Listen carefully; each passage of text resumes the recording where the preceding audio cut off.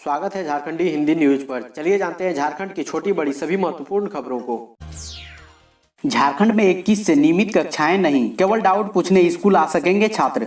Social distancing का पालन करना होगा। केंद्र सरकार ने 21 सितंबर से शर्तों के साथ 9वीं से 12वीं तक स्कूल खोलने की इजाजत दे दी है। इसकी गाइडलाइन जारी हो चुकी है। झारखंड में भी इस पर मंथन चल रहा है, लेकिन राज्य में 21 सितंबर से नियमित रूप से कक्षाएं लगने की संभावना नहीं है। सिर्फ शिक्षकों से डाउट क्लियर करने के लिए बच्चे स्कूल आ पाएंगे, वह भी माता पिता की मंजूरी के बाद। उन्हें सोशल डिस्टेंसिंग के साथ ही कोरोना की गाइडलाइन का भी पालन करना पड़ेगा। आपको बता दें कि अटेंडेंस की कोई बाध्यता नहीं होगी। अभिभावक राजी हुए तो अक्टूबर से ऑड इवन के हिसाब से 50% बच्चों के साथ स्कूल शुरू हो सकता है। गांव के बच्चे कैसे करें ऑनलाइन क्लास? यहाँ तो 88% घरों में इंटरनेट ही नहीं। कोरोना के कारण झारखंड के स्कूल 6 महीने से बंद है। बच्चे अभी तक पूरी तरह से ऑनलाइन क्लास पर निर्भर है। प्राइवेट स्कूल जहाँ जूम, गूगल मीट व अन्य माध्यमों से बच्चों को ऑनलाइन कक्षाएं करा रहे हैं, वहीं सरकारी स्कूल व्हाट्सएप के माध्यम से बच्चों तक डिजिटल कंटेंट पहुँचाने का प्रयास कर रहे हैं। शहरी क्षेत्रों में तो यह व्यवस्था कुछ हद तक ठीक ठाक चल रही है, लेकिन ग्रामीण क्षेत्रों में यह पूरी तरह फेल है। इसका सबसे बड़ा कारण ग्रामीण क्षेत्रों में इंटरनेट की कनेक्टिविटी की सुविधा नहीं होना है। राष्ट्रीय सांख्यिकी संगठन के नवीनतम सर्वेक्षण के हालिया रिपोर्ट ने इसकी पोल खोलकर रख दी है। रिपोर्ट के मुताबिक झारखंड के ग्रामीण क्षेत्रों के 11.9% घरों में ही इंटरनेट की सुविधा है। लगभग 88% घर इससे वंचित हैं, जबकि शहरी क्षेत्रों में 40.2% घरों में यह सुविधा प्राप्त है। किसानों की कर्ज माफी, फ्री बिजली, पिछड़ों व सरकारी नौकरी में महिलाओं को आरक्षण देने पर हेमंत ने की मंत्रियों से मंत्रणा। झामुमो के नेतृत्व में चल रही झारखंड की यूपीए सरकार ने अपने कॉमन एजेंडे को अमल में लाने की बाकायदा तेज कर दी है। मुख्यमंत्री हेमंत सोरेन ने बुधवार को प्रोजेक्ट भवन में झामुमो समेत कांग्रेस व राजद के कोटे से सरकार में शामिल मंत्रियों के साथ बैठक की। इसमें मंत्री रामेश्वर उरांव, आलमगीर आलम, सत्यानंद भोक्ता, जोबा मांझी, जगन्नाथ महतो और मिथिलेश ठाकुर मौजूद थे। मुख्यमंत्री ने सभी मंत्रियों से कॉमन एजेंडा के तहत आने वाली योजना की रिपोर्ट मांगी है, ताकि विधानसभा सत्र के बाद उन योजनाओं पर प्राथमिकता के आधार पर काम शुरू किया जा सके। मुख्यमंत्री ने मंत्रियों से विभागीय कार्यों पर चर्चा की, साथ ही राज्य की आर्थिक स्थिति, पलायन, बजट व खर्च की स्थिति की समीक्षा की।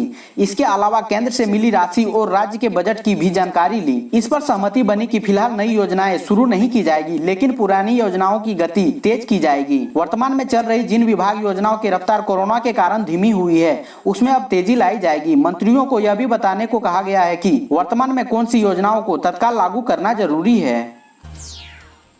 सीएम हेमंत सोरेन ने 6 मंत्रियों के साथ की बैठक। क्या है कॉमन एजेंडा? पहला, किसानों के 2 लाख तक का कर्ज माफ करना। दूसरा, 100 यूनिट तक बिजली मुफ्त करना। तीसरा, पिछड़ों को 27% आरक्षण देना। चौथा, सरकारी नौकरी में स्थानीय को 75% आरक्षण मिले। पांचवा, आंगनबाड़ी सेविकाओं, सहायिका व पारा शिक्षक के लिए सेवा शर्त व वेतनमान का निर्धारण। छठा, सरकारी नौकरियों में महिलाओं को 50% आरक्षण। सातवां, बेरोजगारी भत्ता देना। वहीं वित्त एवं खाद्य आपूर्ति मंत्री रामेश्वर उरांव ने बताया कि कोरोना संक्रमण काल में ही हमें राज्य के विकास को गति देनी है। खाद्य सुरक्षा योजना के तहत 15 लाख लोगों तक अनाज पहुंचाने और जरूरतमंदों को इससे जोड़ने की बात कही गई। साथ ही बैठक में तय हुआ कि प्रवासी मजदूरों का पलायन रोकने के लिए सरकार अब निबंधन और काम देने की प्रक्रिया तेज करेगी। मुख्यमंत्री ने मंत्रियों को सभी जिलों में मजदूरों का निबंधन तेज करने के निर्देश दिए हैं। जो मजदूर बाहर काम करने जा रहे हैं, जिलों में उनकी पूरी जानकारी रखने का भी निर्देश दिया है। साथ ही मुख्यमंत्री ने निर्देश दिया है कि मनरेगा के तहत होने वाले कार्यों को तेज करना, ताकि मजदूरों का राज्य में ही रोजगार मिल सके। निर्माण से जुड़े कार्य मनरेगा योजना में लिए जाए। मजदूरों के लिए बनाए गए हेल्प डेस्क को मजबूत किया जाए। श्रम विभाग को धोती साड़ी योजना को गति देने को कहा है।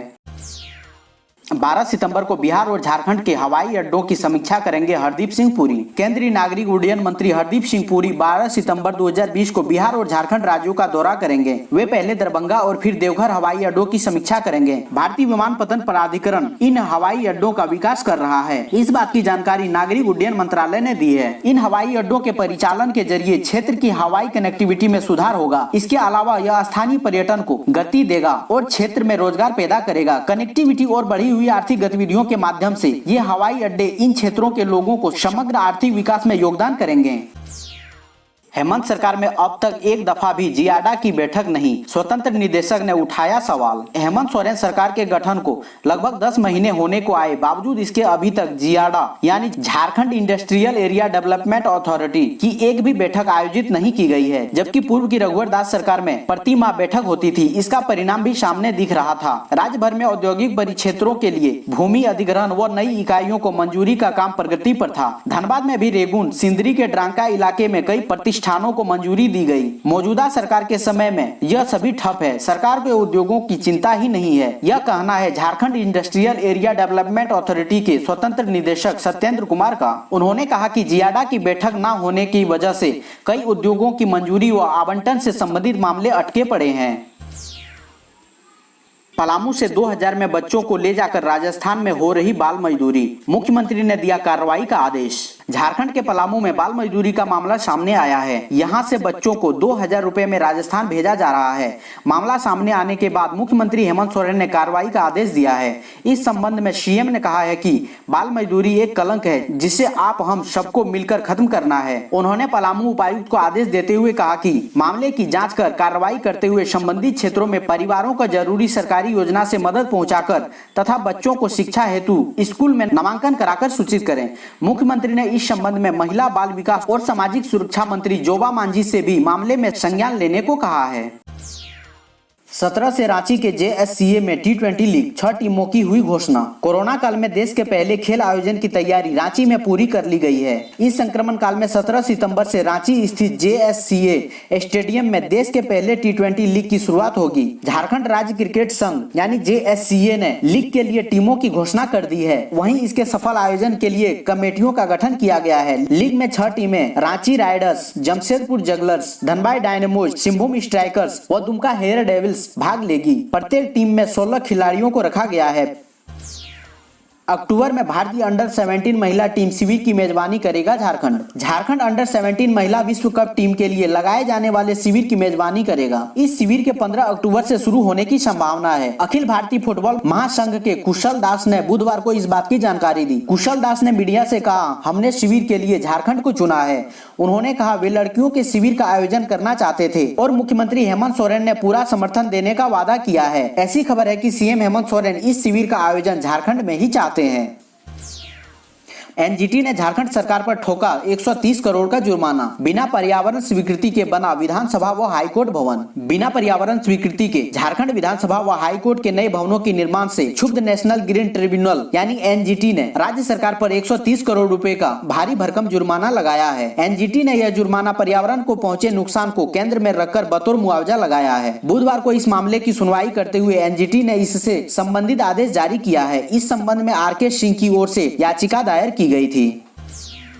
शिप्रा एक्सप्रेस अब भोपाल नहीं जाएगी। रिजर्वेशन काउंटर पर पहुंचे यात्री हुए हलकान। रेलवे 12 सितंबर से 80 ट्रेनों का परिचालन शुरू करने जा रहा है। इसके लिए गुरुवार सुबह 8 बजे से रेलवे के बुकिंग काउंटरों पर आरक्षित टिकटों की बुकिंग शुरू हुई। धनबाद रेलवे स्टेशन पर टिकट बुक कराने पहुंचे यात्री उस समय निराश हुए जब उन्हें पता लगा कि हावड़ा से इंदौर जाने वाली special train Shipra express Bhopal नहीं जाएगी। यह ट्रेन अब परिवर्तन मार्ग भोपाल छोड़कर देवास, उज्जैन, सुजलपुर, संत हृदय रामनगर, विदिशा होकर चलेगी। पहले यह ट्रेन उज्जैन, भोपाल, विदिशा होकर चलती थी।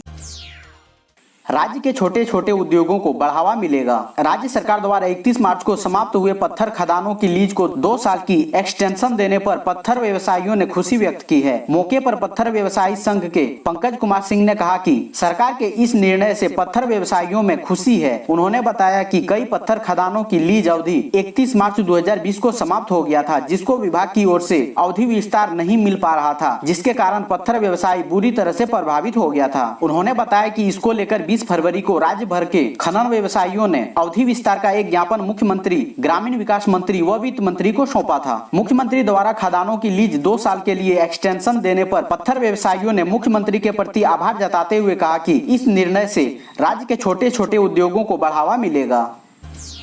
गवर्नर द्रौपदी मुर्मू बोली, बीपीएल सीटों पर एडमिशन सुनिश्चित करे यूनिवर्सिटी प्रशासन। राज्यपाल सह कुलाधिपति द्रौपदी मुर्मू से आरयू के पूर्व सीनेट सदस्य प्रतुल सहदेव बुधवार को राजभवन में मिले। इस क्रम में कोरोना काल में छात्रों के समक्ष आ रही समस्याओं से अवगत कराया।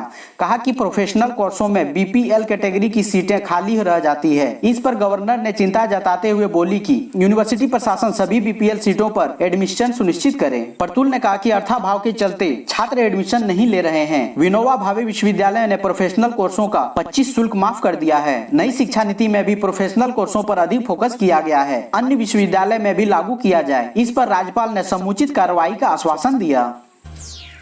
झारखंड में पिछड़ों को नौकरी में 50% तक आरक्षण देने की सिफारिश, जाने कब से होगा लागू। राज्य सरकार अगर राजी हो तो झारखंड में पिछड़ा वर्ग समुदाय से आने वाले लोगों को राज्य सरकार की नौकरियों में 36% आरक्षण मिल सकता है। झारखंड में पिछड़े वर्गों के लिए राज्य आयोग ने इसकी अनुशंसा की है। आवश्यक प्रक्रिया पूरी करने के लिए इसे मुख्यमंत्री कार्यालय को भेज दिया है। आयोग ने राज्य सरकार को पिछड़े वर्गों के लिए सरकारी नौकरियों में अधिकतम 50% सीट तक आरक्षित रखने की छूट दी गई है। झारखंड में पिछड़ा वर्ग से आने वाले लोगों को सरकारी नौकरियों में अभी 14% आरक्षण मिलता है। झारखंड में पिछड़े वर्गों के लिए राज्य आयोग जल्दी ही इसके बारे में विस्तृत प्रतिवेदन राज्य सरकार को भेजेगा। इसके अलावा आरक्षण सीमा को कुल 50% से अधिक बढ़ाने के राज्य सरकार के अधिकार के बारे में भी मुख्यमंत्री कार्यालय को अवगत कराया जाएगा।